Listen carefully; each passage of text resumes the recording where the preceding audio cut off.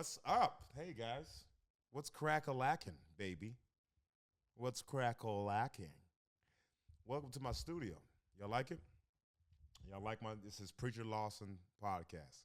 Because that's what that is. Remember I used to do it in the park? Sometimes it rains, which is weird because it's LA, so it never rains. So when it does rain, people don't know how to drive, and because the infrastructure is not set up for rain, which is one of my favorite things about LA is it doesn't rain. Bro, I don't hate it like when it rains, I'm like, my day is ruined. But I'm never like, oh, it's better now because it rained. Oh, my socks are wet. Thank God. How was it never gets better. I understand you need rain for flowers and trees, but it's like, why are you touching me? I don't need you. You don't know me like that, Rain. Get off me. Sorry. Anyway, welcome to my podcast, and it's just me talking inside. I mean, I love the park. That's a lot of setup. It's a lot of stuff you got to set up, baby. I released my special. Before we get into this, before I start rambling and talking about things that everybody cares about, because let's be real. Everybody care. Everybody care about it. Not everybody. So I dropped a special, but before we go into that, I'm on tour right now, preacherlawson.com. Where am I going? I don't know when this is posted, but I'm going to Bend, Oregon. I'm going Eugene, Oregon. There's a big difference. Eugene, Oregon, Boise, Idaho, Spokane, Washington. I'm probably posting this after I do this, but it doesn't matter. I'm probably in your city. So go to preacherlawson.com, check out the dates. They're going to be right here, wherever someone edited. I don't know who's editing this, but whoever edited, they're going to put it somewhere around. It's going to say my website. So go to you don't need to see it.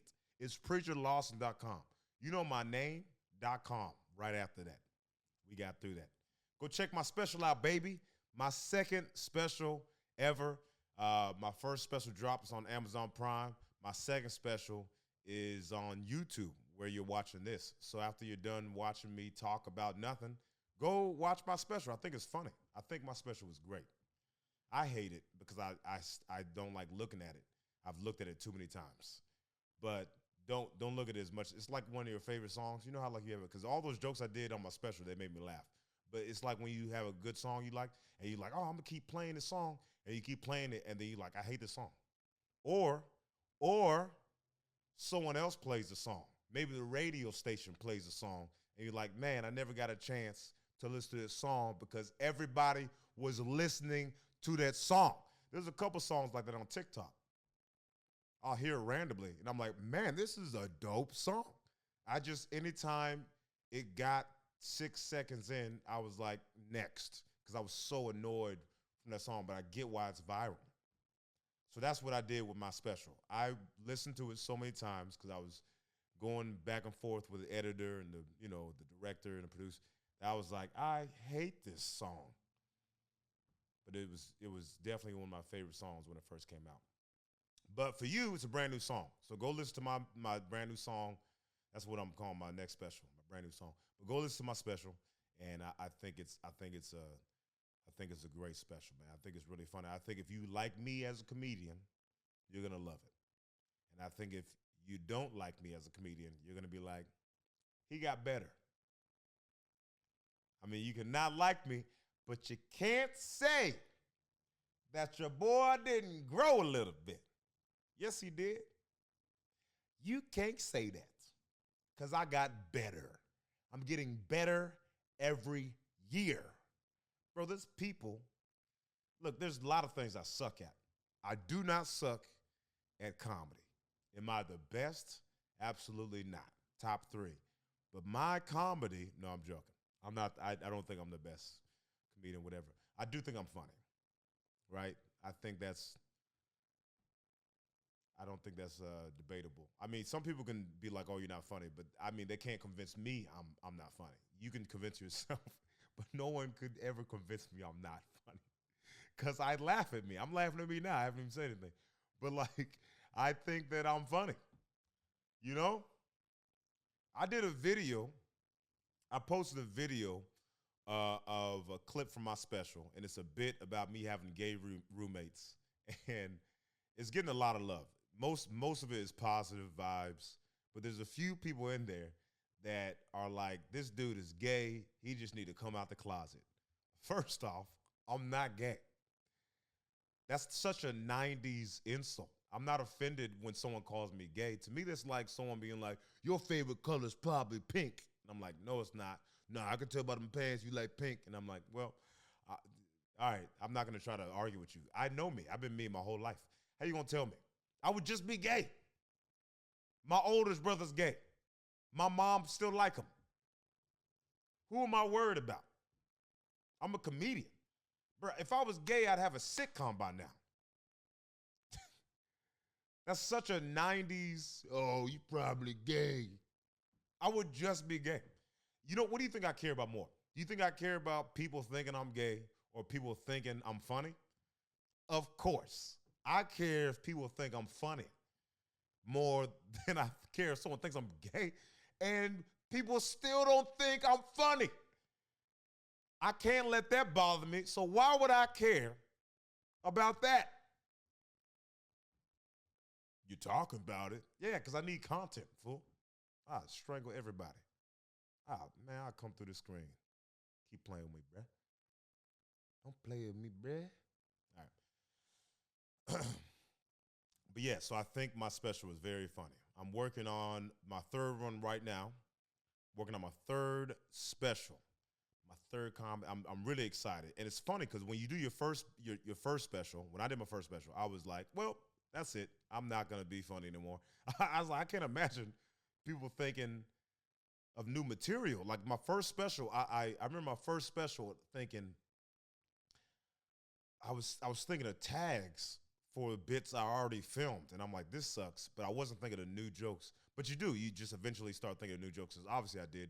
And I came out with a second special. And the same thing happened. When I filmed my second special, I was like, I don't have any, I got 12 minutes. Now I got 40 minutes, baby. I still do an hour. And it's a whatever hour. I'm like filling time. Look, when I first was on America's Got Talent, this is 2017. When I first went on America's Got Talent, I mean, first off, it was great. It was, but I was super broke. I had to borrow money from my brother to cut my hair for the first episode, and he was broke. And then, you know, the second episode, if you look at the video, I didn't borrow money fast enough. I looked like Django Part 2. It was bad out there. And then third episode, they started helping me dress, which they're the ones that put me in tight jeans. Go look at any performance I've ever had prior to America's Got Talent. I didn't have no tight jeans. I don't know how to dress. I have no idea how to dress. When people kind of make fun of my jeans being tight, like I like wearing tight jeans, I don't know how to dress. If I ever look good, it's because I'm dating somebody. She dressing me. I'm dating somebody. Look at this shirt, bro. I just wore this so I'm not naked. So I'm doing America's Got Talent, right? And I at that time I'm featuring. You know, like I do a couple headline gigs and I'm doing a couple colleges. You know, in the college, you're supposed to do 45 minutes. Some colleges want an hour. I didn't have an hour. I barely had 45 minutes, and it wasn't a good 45 minutes. It was a good 25 minutes that I stretched into an okay 45 minutes and an hour of me bombing. So I just didn't have that much material, you know, because I wasn't like headlining. If you're like, I think comedians, you're not going to figure out who you are until you're touring as a headliner. That's how I feel. You know, you can figure out a little bit when you're featuring. You can figure out a little bit when you're hosting or when you're just doing open mics. But you don't know who you are as a comedian, even as a person, until you're consistently doing an hour of material. And I wasn't doing that at that time. I was 8 years in. I was featuring, and I was kind of here and there doing an hour. So I was on America's Got Talent with a really good 25 minutes. I did that 25 minutes on America's Got Talent. I did 5 performances. So that's like 5 of my best, minutes.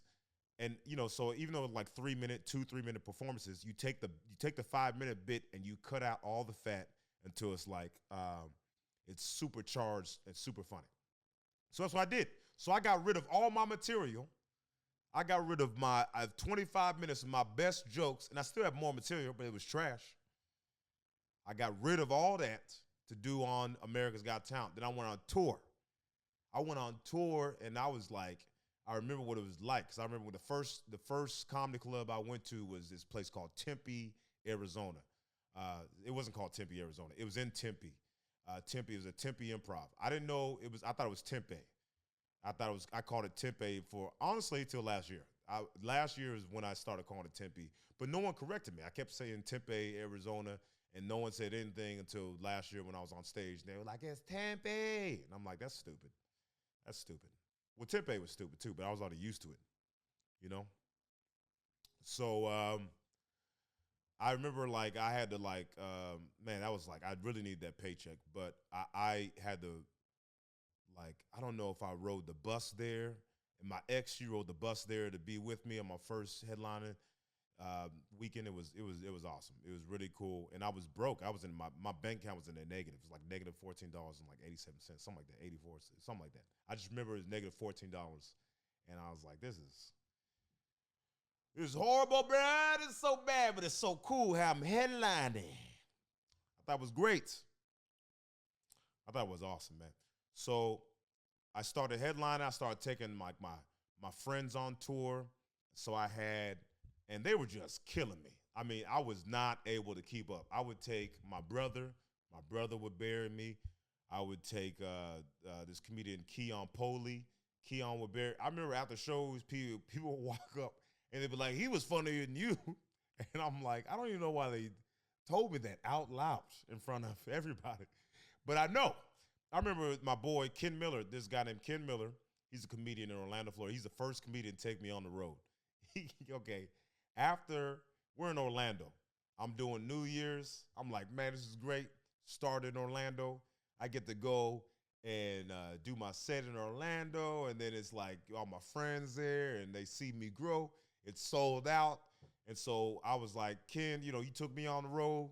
I'm going to take you on the road. And he told me that. He said that. He's like, I took you on the road. You need to take me. That's what he did. And he did. He took me on the road. He's the reason he helped me get to where I'm at today. And so I took him on the road. He's a headliner. He was consistently a headliner. I was a feature. This man goes on stage, and he normally does 45 minutes to an hour. He shrunk his best, feature, and the feature set's already the best set. You go up, you hosting is trash. And all this is great. Any stage time is great. But if we're just judging hosting is the worst position, because you got to go up. A lot of times the audience, they don't even think you're comedians. They're like, oh, look, there's a host there bringing up the comedians. But they don't even realize you're a comedian. So people are still sitting down. People are like, ordering food, ordering drinks. They're not paying attention. They get settled in, and by the time they're settled, that's the end of your set. Then the feature goes on, super sweet spot, goes up, crush, and then the headliner in the beginning is great. But then they start dropping checks, and then they start collecting money, So it's like, it's that the feature spots are great. So he went up in the feature spot, which is already the great spot. He's been doing comedy longer than me. He's more experienced than me. And he goes up and slaughters. I mean, slaughters. I was in the back, like, you know what? I made it this far. And that's all that matters. I shouldn't be, like, upset. I shouldn't be. Time to see Jesus. No. So he went up and crushed. Then when he got off stage, he comes up to me and he says, follow that, bruh. Except he didn't say bruh. It was two black dudes talking to each other. Use your imagination. You know what he said. He's like, follow that, bruh. And I can't follow that, Ken. I can't. So guess what I did when I went on stage? I didn't follow it. I went on stage and I didn't bomb. But I was like, you know what I mean? Like, the FBI was like, we need to check on that man on stage. Because it was almost a bomb. Anyway, so it was fine. It was a good set. It just was nowhere near. He went on stage. Anyway, I remember I went to this place called, where was this at? There was a comedian named Brian Glowacki. That dude was killing me. There was another, I don't even remember. There was some place in Pennsylvania. I'm trying to think of this place. It was like Junior's Comedy Club, something. I don't know. But I was new. So I was like, I'm 26 years old. I just got off this major show. I had never been headlining really. I mean, I did a little bit of headlining, but I'm going on the road, and they would have these local features, and some of these local features, like I was in Spokane, Washington one time, and this one dude had been doing comedy longer than I've been alive, and he hated me. I mean, this dude hated me, man. And he was like, you're going to pay. You're gonna pay for me being stuck here for 30 plus years and you blowing up. So he would, Erie, Pennsylvania. That's what it was. It was Erie, Pennsylvania. I don't remember the comedian, but he was like, kill. So I was just having a bad set. I had to think, I had to build a new hour because my best 25 minutes I had put on America's Got Talent. So I had to throw that away. And I didn't even fully throw it away. I kept dipping into it because I didn't have enough material. After the show, I was supposed to do 45 minutes. I did not have 45 minutes of material at all. I had 25. I already did that 25. So I'm just like reaching. After shows, I'm giving motivational speeches. I'm like, guys, anyone here have a motorcycle? There's always a few people, yeah, I got a motorcycle. And I'm like, when you drive a motorcycle, they do a test. And you got to dodge, in between the cones or whatever. And the trick when you're on a motorcycle is you got to look, where you're going. Don't pay attention to the cones. That's a real thing. If you're on a motorcycle, you got to look where you want to go. Because if you mess around and there's a car coming at you, you look at the car, you're going to crash into the car. So I use that metaphor. I was like, you can't pay attention to all the negativity cones. You got to pay attention to where you want to go in life, where you want to be. Like, I'm just giving all these stupid motivations. I was just trying to fill time. I didn't have the material. And so, after a while, I picked up on a lot of things. Like if you watch my earlier performances, I was so energetic. My energy was everywhere. I was like, boom, boom. I was here, out there. And I was just everywhere. I thought energy equaled funny. So I just kept putting as much energy. I was loud and physical, and I love physical comedy, which I think that was the issue. I love physical comedy so much. It's like I learned you got to let it come to you, Like when you see a boxer, they're not like freaking just swinging, because they'll gas out. So they pick their shots. They're like jab, jab, haymaker, stuff like that. So I realized that I had to slow down. I would lose my voice every single weekend. My voice would be gone. I'd be exhausted. After shows, my whole shirt would be soaked and wet. People that sat in a row, they would be getting rained on. It was so much sweat. They were literally in the splash zone when I was on stage. And then I had to pace myself. I had to slow it down. So if you watch like my first America's Got Talent performance, you watch my first special, it's almost night and day. And even from my second special to my first special to my second special, it's so much different. But I finally started building up the hour. I thought of some new material, and and I felt better, and I felt better, and I would, someone would go up before me, and then they'd have a great set, then I would feel fine. I'd be like, oh, I'm fine. And then I did my first special, reset, baby. It was so weird because I did my first special. That was in 2019. Then the next year, 2020, just ruined everything. It messed up it just threw some stuff off for YouTube, for everybody. Let's be real. It threw it on for some people. Some people they locked in, So it was weird. So I was hosting. I went from, in 2020, I was trying to think of material. I wasn't on the road, and we were stuck in the house. It was LA. It was the purge. So we stuck in the house. And then towards the end of 2020, I started going back on the road for a little bit. And then I moved to Atlanta. Then I started hosting America's Got Talent in Vegas, which I just heard that they're wrapping that up. It's going to be over in May. I think they just noticed when I was gone, there was like, oh, there's no point of us doing the Vegas shows if Preacher's not going to be there. because he's the GOAT. That's probably what they're thinking. I wouldn't say that about myself. I think that would be arrogant. That would be arrogant, but I'm assuming that's probably what they said. Maybe, I don't know. Listen, if you get a chance to watch the America's Got Talent show in Vegas, you should definitely watch it. But I didn't like it. I didn't like doing, it was comfortable. It was easy. It was super easy. You know, you'd have, a group of people go up, then I would go up afterwards. I would do 5 minutes, 6 minutes. I would try to sneak in 7. They would get mad. And then I would bring up the next act. And then the act would do their stuff. And then I would come out again. I'd make a joke about the act. And then I would go running. And I would go change my clothes during that act, jump on and do another set. And, so I would only do 2 sets. But I would, it was a great show. It was an incredible show. It's definitely the greatest show I've ever been a part of. But I'm doing, if you consolidate all the time, I'm doing about 12 minutes of material. If I'm on the road, I'm doing an hour.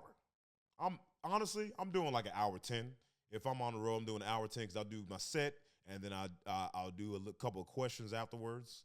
And I learned questions when I first started going on the road because I didn't have the material. So I'd be like, anybody got any questions?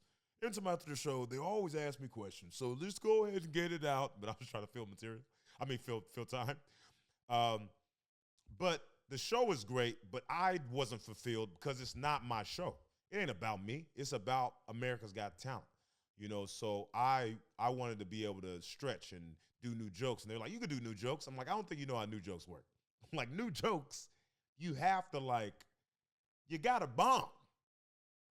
You do the joke, you think it's funny, and then you always think it's funny. That's why you try it out. You try it on stage, and it doesn't do as well as you would like it to do every time. Every time you do it, you're like, I want it to crush, but it's not done.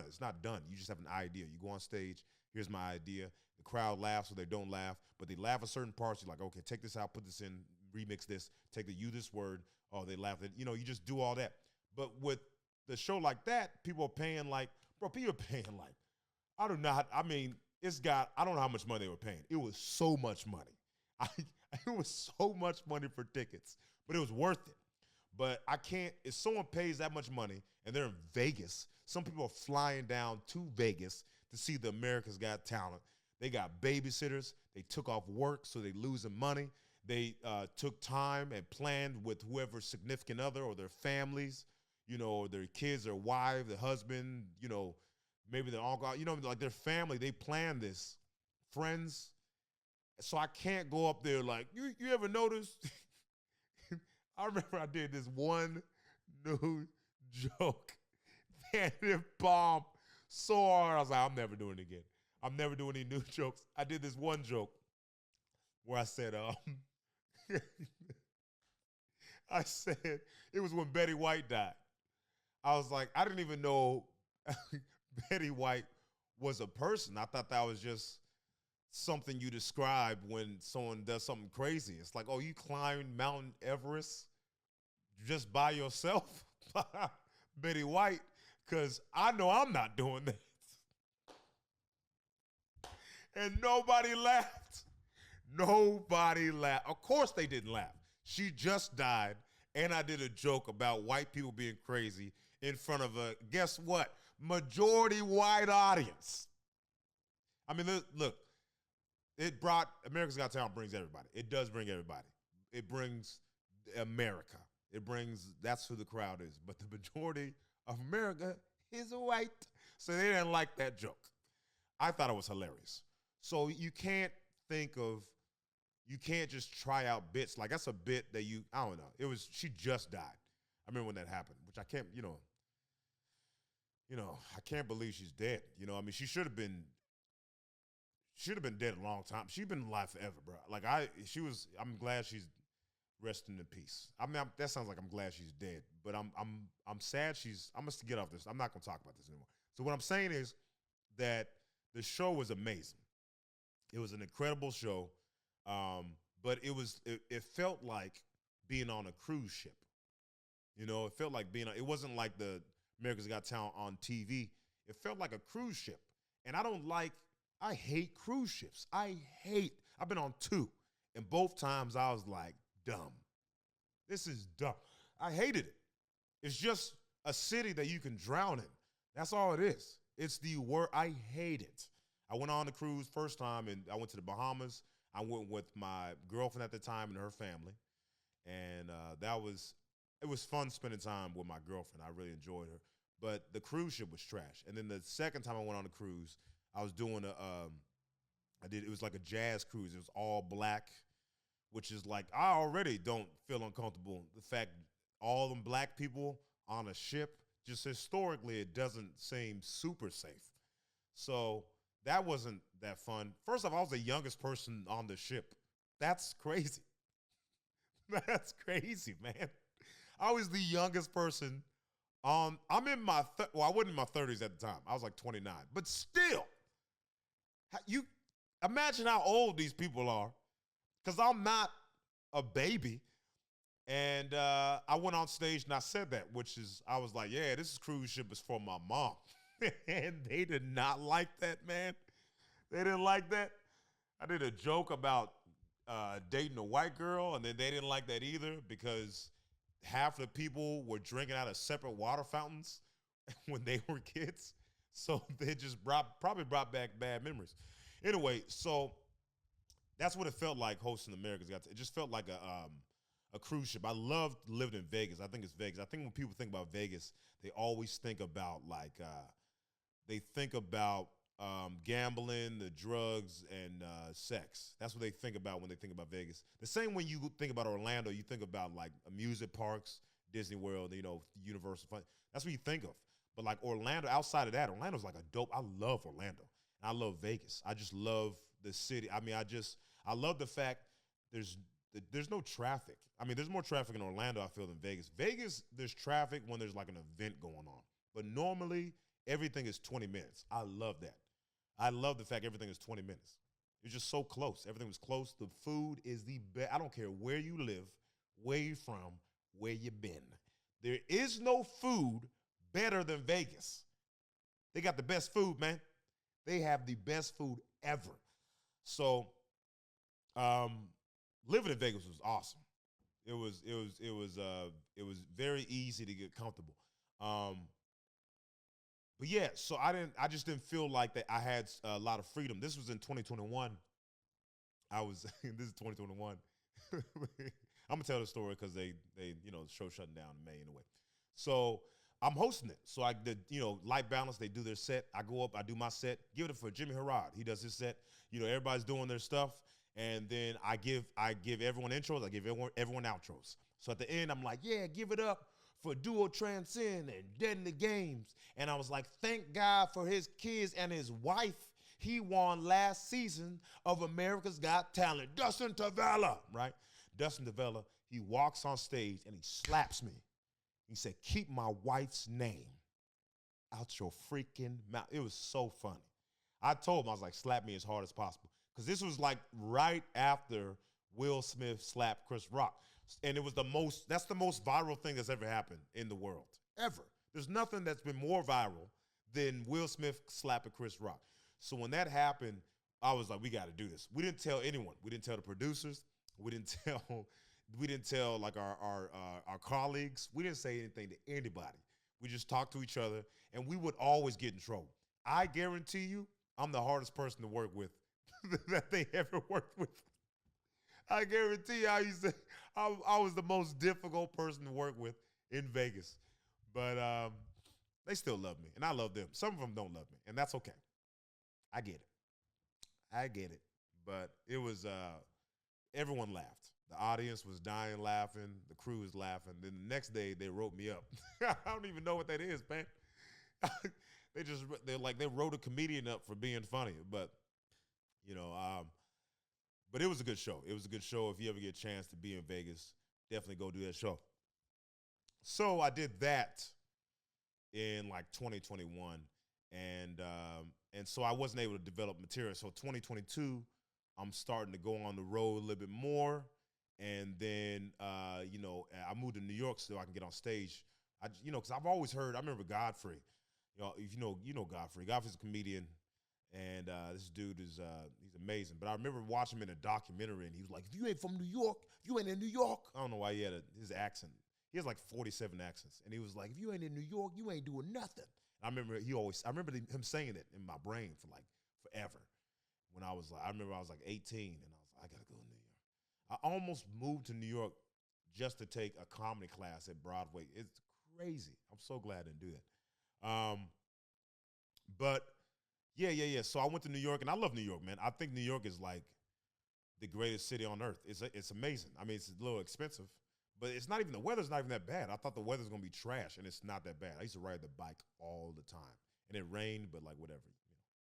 You know how I feel about the rain. I don't like it, but I feel like New York has such benefits on everything else that that it doesn't matter. So I was in New York trying to build up material. I was touring and stuff. In 2023, that's when I dropped my special. I was trying to drop it in 2022, I was trying to drop it in 2021, but just things got complicated. But I ended up dropping it. I ended up filming it in 2023, and I ended up dropping it a week ago. I don't know when I'm posting this, but a week ago, I posted that thing, and it's doing well, man. It's doing really, really well, especially for someone that doesn't post on YouTube. Like I'm not posting on YouTube. I should be posting a little bit more, but it's doing really well, and I'm excited. I got a few comments. Some lady got mad at me because she got she got mad at me because I did a joke. She's like, "Oh, you know what? I thought you were so far. I can't even watch you with my kids anymore." That's what she said. I can't watch you with my kids. And I was like, What are you talking about? She's like, "You're cussing." And I'm not cussing. I do a joke about how I started cussing at 25, right? And I use the word hell and ass. Both of that's in the Bible. You gonna tell your kid he can't read the Bible? Like, what are you talking about? So I don't like, look, man, I that's a true story. That's the only part I cussed in was the bit where I was talking about how I started cussing in 2020. But that's true. I started cussing in front of my friends at 20, and that's the only time I really cuss is in front of my friends. And they still make fun of me. They think that I can't cuss. I think they're trolling. I think Ruben's wrong. Ruben and Justin, those are the people I cuss in front of the most because they cuss. He's flicking me off right now. You can't see it, but Ruben's back there giving me the middle finger. He's really good at the F word. But yeah, I mean, I don't know, man. If she feels that way, she feels that way. People are not gonna like my stuff, but she was really respectful about it, to be honest with you, because she said, "I know you're grown and you can do whatever you want to do, but I'm just sad I can't watch you." And I'm like, I don't understand, because I just don't think that I was like cussing them. I mean, especially even leading up to that, it was like 12 minutes of not cussing, and I did a joke about how I started cussing, and then it was like, but she's gonna be really upset when she finds out I'm not a virgin. But that's for the third special. But yeah, so go watch it. Really proud of it. I'm working on my third special right now, and I got like 40.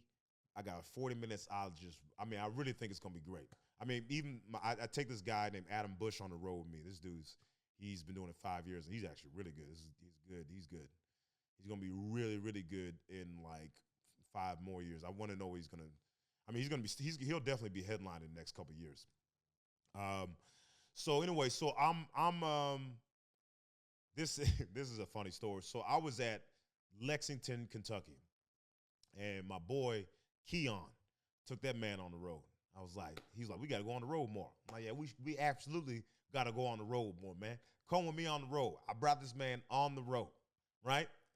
We got 5 shows, and this I'm supposed to be. I'm like, "Oh, I can't wait to work on this new hour that I'm working on. It's gonna be great. I got about 40 minutes. I really like. I'm gonna tweak it up. Keon, he gonna give me some tags, and if you don't know what a tag is, it's like mini punchline. So if I have a joke, right? How do you explain a tag? You know what a tag is? It's like mini punchlines. So if I have, let's just say I put on an outfit, and then someone's like, "You should add a hat and this color," and you're like, "Oh snap!" Made the outfit look 10 times better. So that's what a tag is. That a bad way to describe a tag? Anyway, so that's what tag is. So I'm hoping this dude will give me some tags. I can't wait to work on this 40 minutes, And then Keon was like, I'm trying to get booked here. So you about to feel this. And it was crazy. This man was so funny. It was like watching someone make your girl laugh. That's what it felt like. It felt like, oh, I didn't even know you made that noise, babe. That's what it felt like. I was like, what's going on? And then your girl try to, you tell a joke and she's like, ha ha. Like, you were laughing way harder at this guy. He was crushing, man. That dude, Keon he's a funny dude. He's super funny. He'll never feature for me again, ever. I mean, ever. If you're watching this, Keon, which you are, because I'm going to send this to you, never again, bruh. But y'all should watch him. If you ever get a chance, go to KeonPolee.com, probably, because why else? What else would be your website, bro? If you don't have that as your website, major L. But check this dude out. He is so funny. And you got to see him somewhere else. Because he ain't going to be in front of, I got people messaging me. Hey, what's that guy that was before you? I didn't even respond. I was like, I don't remember him either. I don't know who these people are. That dude funny. But he gave me a couple tags. He gave me a couple of tags. So I'm really excited for his third special, man. So a lot of people were concerned. They were like, man, are you going to be doing the same material? Or I don't want to watch your special because, I want to see you live. And it's like, yo, you can see my special. I'm doing different jokes. These are totally different jokes. It's not the same one. I'm doing different jokes. And but I will say my second special is better than my first. And my third one will be better than my second. I keep getting better, baby. Okay? Man, I keep hiccuping. That's like the fourth hiccup that I've done, bro. Can't stop, won't stop. Isn't that P. Diddy that said that? This dude took off in a plane. He took off, and they were like, he went for a run. And then he replied back. He was like, I wasn't running. I didn't even know y'all would come from my house. But he said that from a different country. This nigga is running, man. Oh no, man. I was gonna say I don't wish I was P. Diddy, which I don't. I don't wish I was him. I don't think we're the same person. I think I'm way funnier. And he's a predator, right? Isn't he a predator? I haven't been paying attention. I just don't like looking at negative stuff. It just feels like negative things kind of like surface a lot easier than good things. Like, remember that news station that they were like, all right, there's too much negative news. We're only going to do positive news. Remember that station that they did that? They started in like 2000, I think. I want to say 2007 or something like that. Remember that station? Exactly. No one does. Because they probably canceled it. Nobody want to hear about good stuff the whole time. We like drama. We like drama. Why is that? Why is it that we like the drama? Arby's, we like the drama. No. I don't know what I'm talking about at this point. Where's my phone at? See my phone. It's in my room. Never mind. Okay. Well, I think this is enough of me talking. I don't think I need to talk for another 20 minutes. Thank you so much for watching. Go watch my special. It's very funny. I'm going to be doing this a lot. Just going to set up a camera, start talking and stuff, and it's going to be my podcast, Preacher Lawson Podcast. Go ahead and subscribe. We got a lot of fun guests coming out, and, it's going to be fun. It's going to be a lot of fun. Would I lie to you? I would. Remember that. I would lie to you. Not really, but like, I wouldn't like lie. Like, I don't count being funny as lying. If I'm trolling you, that's not a lie. Not to me. Maybe to you. And maybe by the Webster Dictionary, that's a lie. But to me, nah. Ain't no lie to me. I don't want no lies. The lie don't get no love from me. Sitting on the passenger side and the best friend right, trying to lie to me. It's one of my favorite songs. Anyway, subscribe. I love you. I'm out. Follow me on all the social medias. Go to my website. Go to them tickets. I'll see you later. I'm out.